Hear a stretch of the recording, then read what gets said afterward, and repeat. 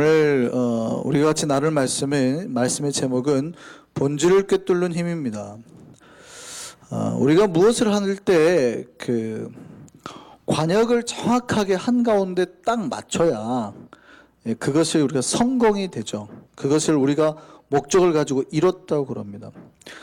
원래 무엇을 하든지 본질이 있습니다. 그런데 잘못하면 우리가 그 본질에는 접근하지 못하고 본질의 참맛은 보지 못하고 주변에서만 이렇게 머물게 되는 경우가 있어요.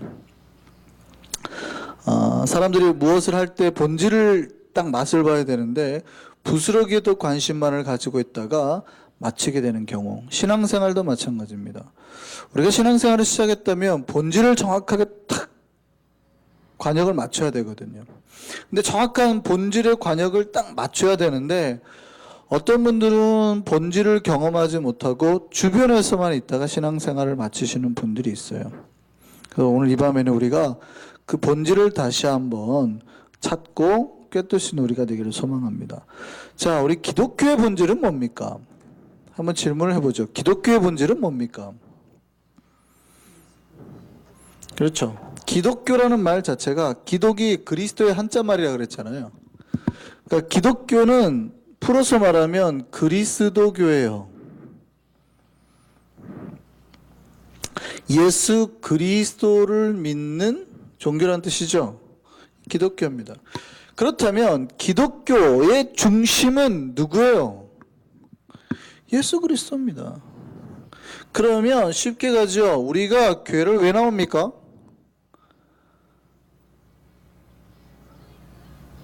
간단하죠. 예수 그리스도를 만나기 위해서.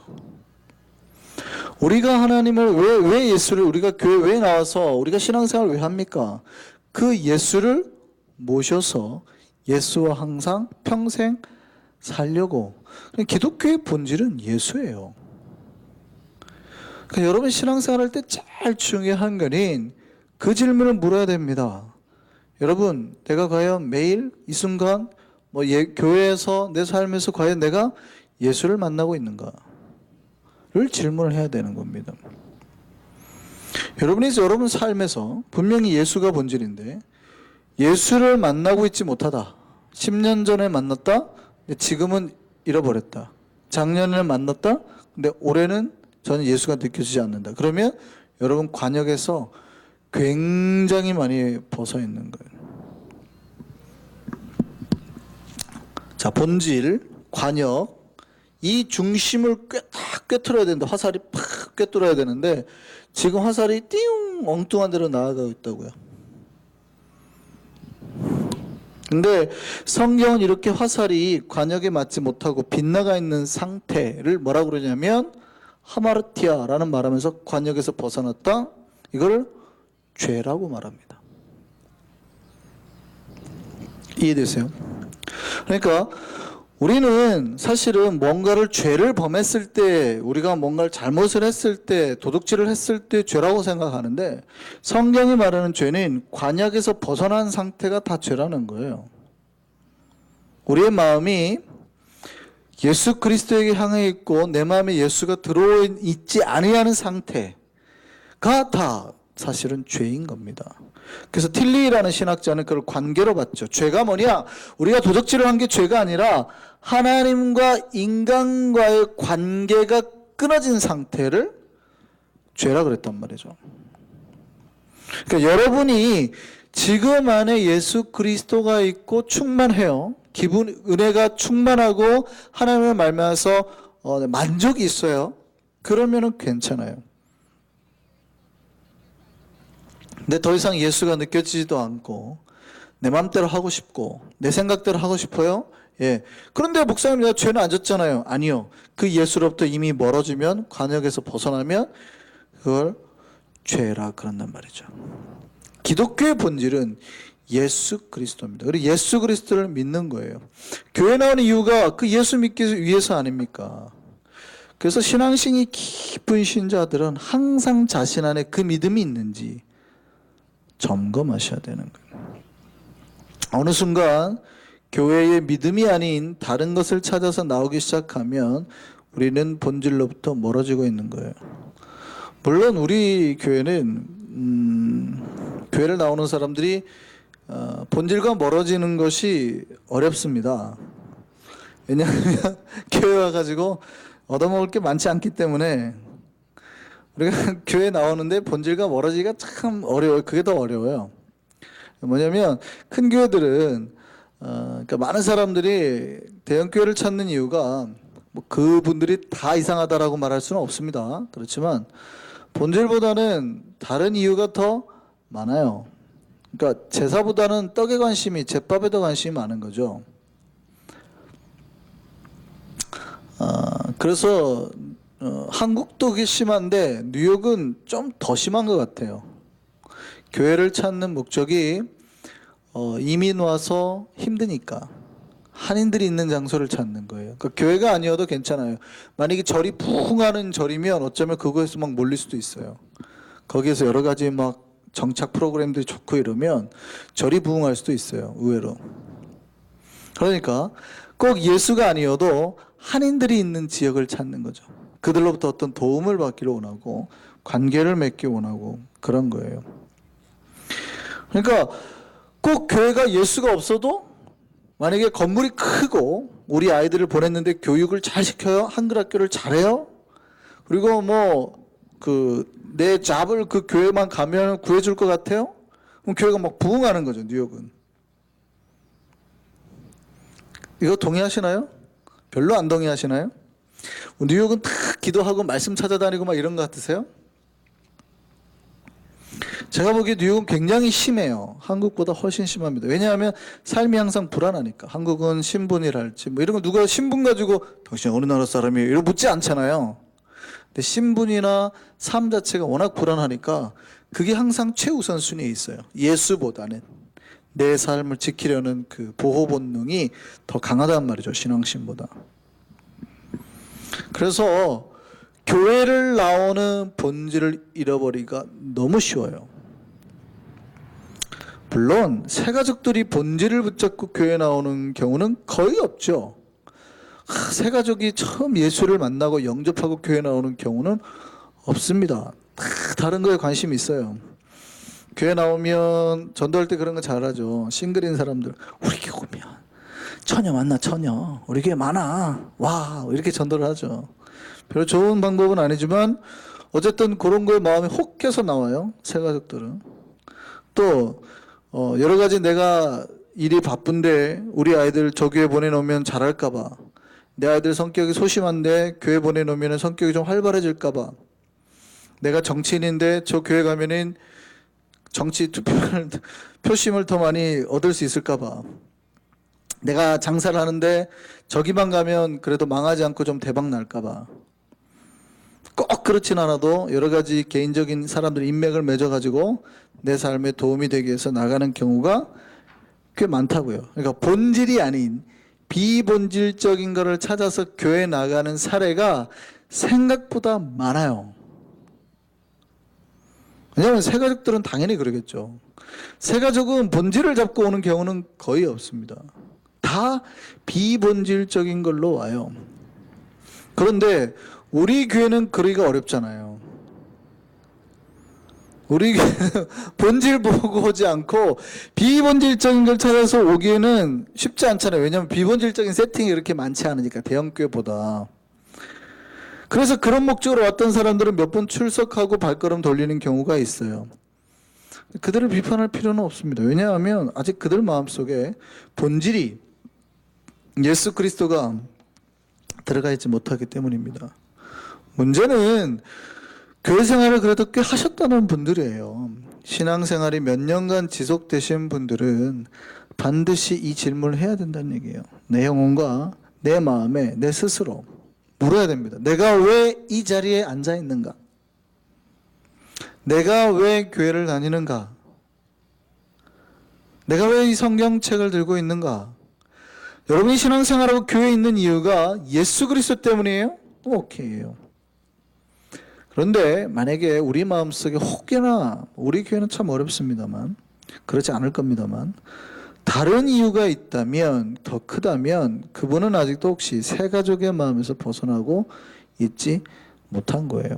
우리 스스로 질문해야 됩니다. 우리 교회야 교회의 이득을 얻기 위해서 나왔다기보다는 내가 지금 혹시 본질에서 벗어나고 있지는 않은가에 대해서 스스로 질문을 해야 된다는 얘기입니다. 우리가 교회에 나오는 이유는 믿음 때문이어야 됩니다. 이게 가장 커야 됩니다. 풀어서 말하면 내가 예수 그리스도를 믿기 때문이에요. 날 구원하신 예수를 더 깊이 알고 더 가까이 하기 위해서 교회에 나오는 거.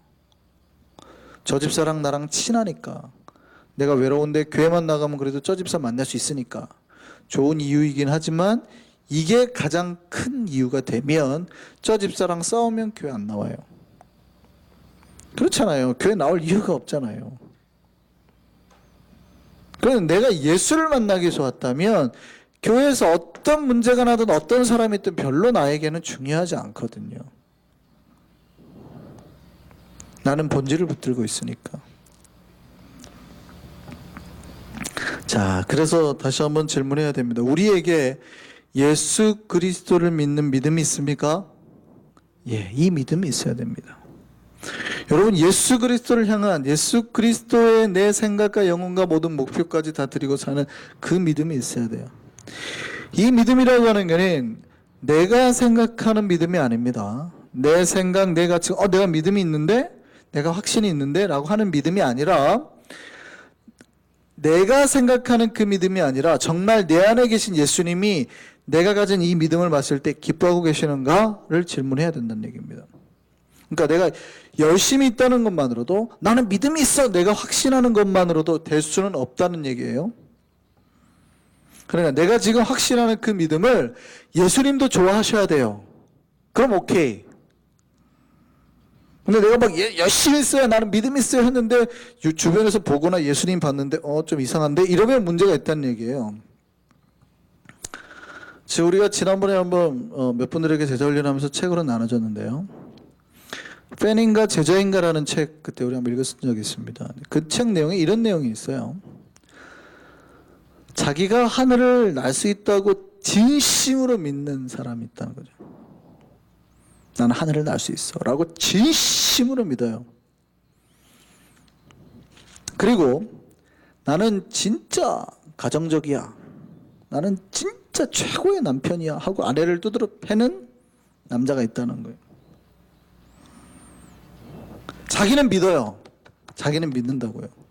나는 하늘을 날어 확신을 가집니다. 나는 진짜 가정적이야 하고 맨날 아내를 때립니다. 믿음이 좋아요. 흔들지, 어디 가서 자신 있게 말합니다.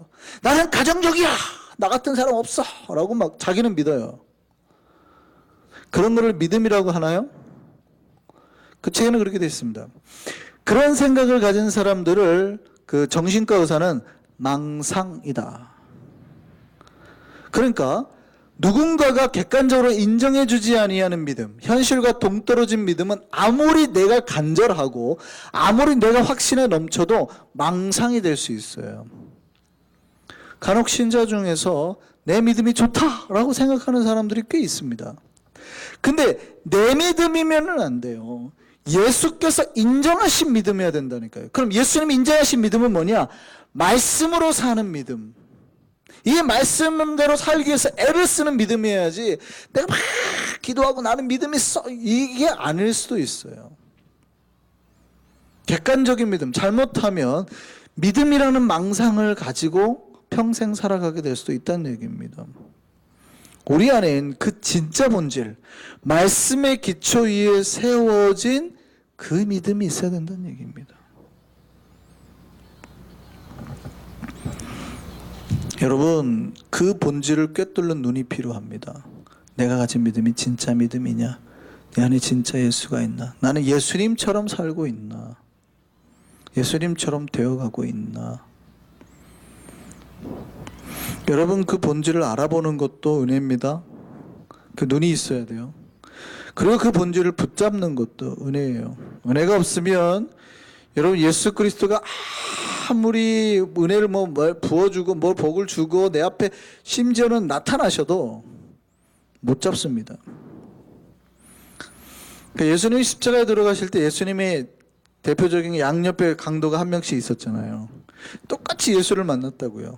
죽음의 순간에, 가장 위험한 순간에, 내가 붙들어야 될, 내 인생의 최악의 순간에 내가 붙들어야 될 그때에 예수를 만났단 말이죠.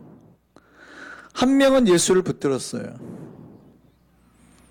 나를 기억하소서. 예수를 붙들었어요. 한 명은요, 예수를 보고 반대로 조롱을 해버리죠. 너나 내려와라, 너나 구원해라, 이런단 말이죠. 여러분, 본질을 꿰뚫는 눈이 필요해요. 신앙생활을 할 때 내가 진짜 믿음이 있는가, 예수를 붙들었는가를 꿰뚫는 눈이 필요해요. 내가 지금 신앙생활 잘하고 있는가, 내가 믿음대로 가고 있는가, 말씀대로 가고 있는가, 꿰뚫는 능력이 필요하다는 거예요. 우리가 신앙생활하면서 정말 신앙의 본질을 잘 지키고 있는지, 아니면 혹시 여러 삶의 조건 때문에, 여러 가지 어려움 때문에, 아니면 내가 생각하는 잘못된 가치관으로 예수를 조롱하거나 아니면은 나 때문에 예수가 조롱당하고 있지는 않은지를 살펴야 된다는 얘기입니다. 본문에 보면 이제 빌라도가 유대인들의 압력으로 예수를 십자가에 못 박게 했습니다. 그래서 군인들이 예수를 때리고 조롱하죠. 그리고 예수가 입고 있는 옷을 자기들이 가져갔습니다. 오늘 본문에 보면 네 깃에 나눠 각각 한 깃씩을 얻었다라고 표현했습니다. 근데 이 한 깃씩을 얻었다라는 말은 예수의 옷을 네 조각 내서 찢었다는 뜻은 아닙니다. 예, 보통 유대인들이 가지고 있는 게 머리를 두르는 터번, 그다음에 겉옷, 그 겉옷 바깥을 두르는 그 허리띠, 그다음에 샌들, 신발. 이게 크게 이제 네 개예요. 이걸로 이제 가리게 되는데, 요 네 개를 하나씩 사러 가져갔다는 얘기예요. 당시 십자가형을 집행을 하면 죄수들의 옷은 그 십자가형을 집행하는 군인들이 가져갈 수 있었습니다. 당시에 그런 소문이 있었대요. 십자가형의 죄수의 옷은, 죄수가 입은 옷은 재수가 좋았다. 그 옷을 가지면 재수가 좋다. 뭐 이런 거 있잖아요. 부적처럼 쓰는. 그래서 그거를 팔면 돈이 됐다는 얘기예요. 여기까지는 십자가형의 대부분의 모습입니다. 그런데 본문의 성경은 25절 하반절에는 조금 다른 이야기를 합니다. 이 사람이, 예수가 속옷을 입었어요. 그런데 이 속옷을 이렇게 말합니다. 호지 아니하고 위에서부터 통으로 짠 것, 이렇게 돼 있어요. 보통 옛날에 제가 이 옷에 대해서 한번 설명한 적이 있는데, 제 기억에도 어렸을 때 저희 어머님이 배틀로 한번 옷을 짠 기억이 나거든요. 제가 어렸을 때. 그러니까 배틀이 있잖아요. 보통 유대인들의 배틀은 이렇게 생겼는데, 여기서부터 이제 줄을 내리죠. 그럼 이게 이제 날줄이죠. 그럼 이제 이 줄이 무겁게 하기 위해서 여기다 이제 무거운 줄을 답니다. 묶어서 달고. 기본적으로 이제 이 줄을 묶고 난 다음에 가운데 이제 그 배틀채 북굴 큰 나무를 이렇게 끼죠. 대신에 이거는 크로스로 돼 있겠죠. 날줄이. 그죠? 그러니까 요게 그다음에 요게 날줄이면 이제 요게 C줄이 요렇게 들어간단 말이죠. 요렇게. 그러니까 뭐 요렇게 생긴 데다가 끝에 C를 달아 가지고 요렇게 하나 통과시키고 착 올리고, 이렇게 통과시키고 착 올리고, 그렇게 하잖아요. 보통 옷을 이렇게 짠단 말이죠. 가로 세로로 이렇게 다 짠단 말이죠. 그게 이제 호다라는 표현이에요. 이렇게 하나 보내고 착 올리고 하나 보내고 착 올려가지고 만들었는데, 예수님이 입었던 속옷은 이렇게 짜지 않았대요. 통으로 짰다니, 통으로. 스웨터 혹시 기억나세요? 스웨터? 여러분, 스웨터가 하나 탁 터지면 어떻게 됩니까? 잡아당기면 줄줄줄줄줄줄 빠지죠? 예. 그렇게 옷을 짠 옷을 입고 있더라는 거예요. 그 표현입니다. 호지 아니하는 통으로 짠 옷. 예수님이 입었던 속옷이 굉장히 독특한 거예요. 당시 누가 이런 속옷을 입냐면 요세푸스, 역사가 요세푸스의 기록에 보면 당시에 대제사장만 이 호로 짠 옷, 호로 짜지 않고 통으로 짠 속옷을 입었대요. 굉장히 독특한 사건은 예수의 옷을 벗겨놓고 보니까 예수가 입으셨던 옷이 대제사장이었다는 거예요. 그러니까 예수는 자기의 정체성에 대해서 명확하게 알고 계셨다는 거죠. 예수가 죽어서 누구의 죽음이 되겠다는 거예요? 대제사장의 죽음이 되는 거예요. 예수는 바로 대제사장으로서 죽음을 맞이하시겠다라는 거거든요. 구원을 이루겠다라는 거예요. 히브리서 4장 14절 말씀 보시죠. 그래서 신약은 이렇게 말합니다. 그러므로 우리에게 큰 대제사장이 계시니 승천하시니 곧 하나님의 아들 예수시라. 예수를 보고 대제사장이라고 말하거든요. 그럼 예수가 대제사장이라는 게 왜 중요하냐? 예수가 대제사장이 되어서 죽을 때 우리의 모든 죄인들이 자유하게 되며 다시 살아나게 된다는 거예요. 예수가 죽음으로 죄를 지은 모든 자들이 자유하게 되는 거예요. 민수기 35장 말씀 볼까요?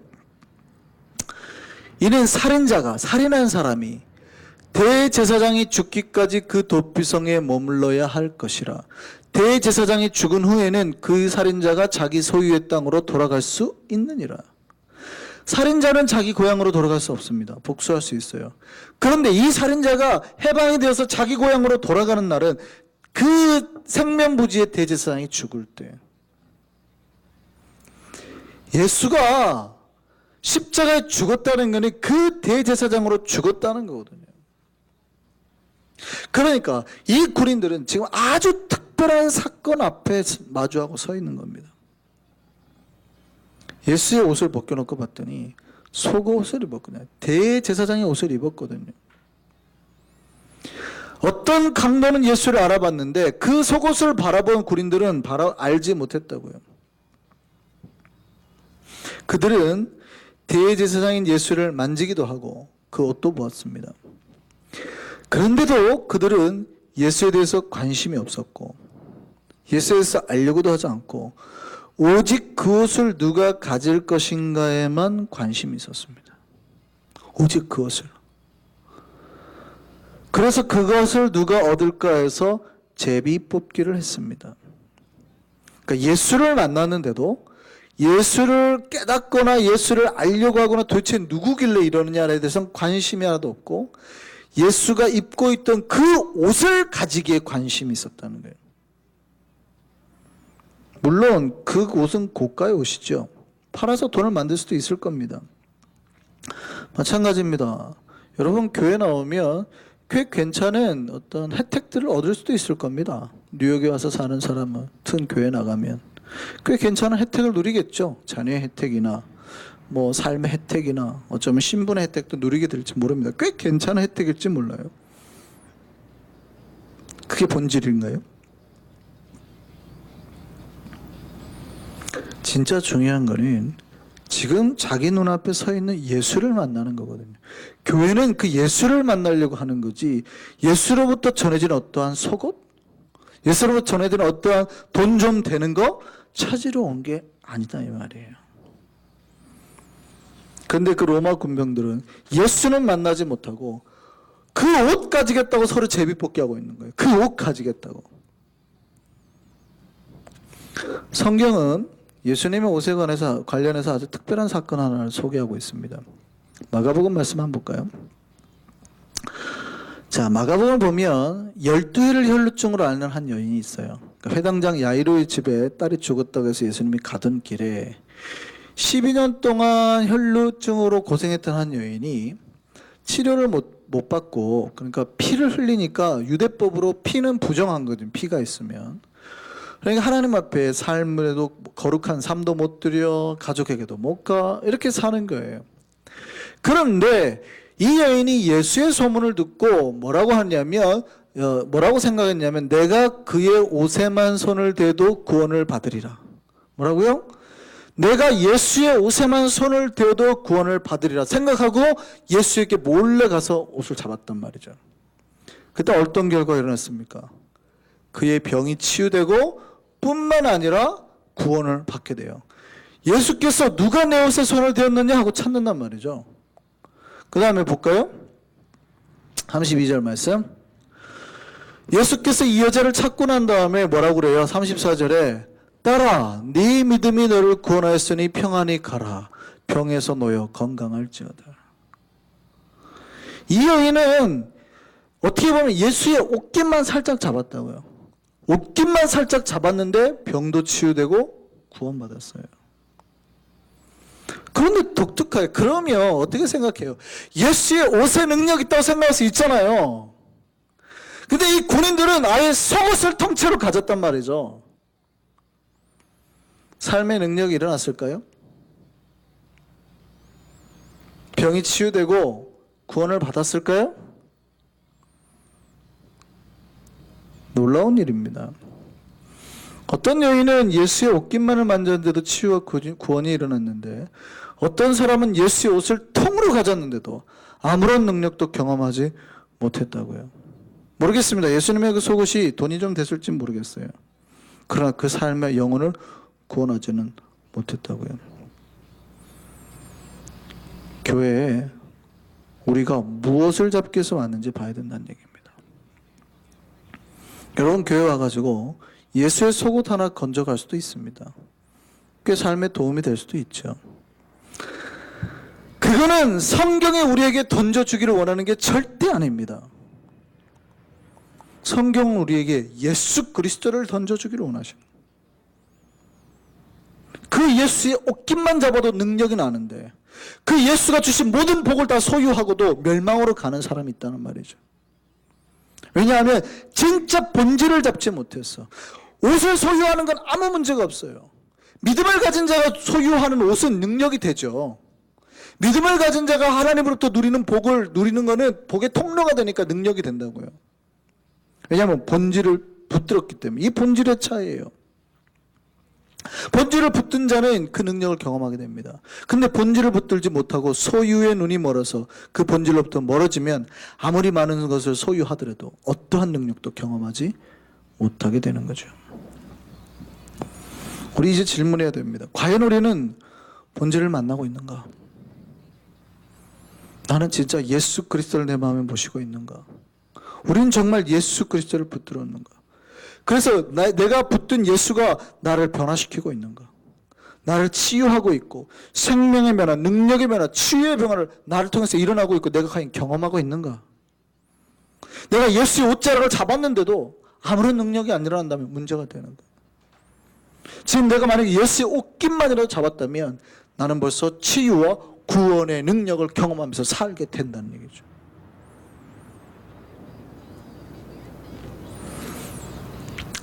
날마다 예수 그리스도를 향하는 믿음의 본질이 우리의 신앙을 꿰뚫기를 소망합니다. 그러면 우리 생명이 살아나요.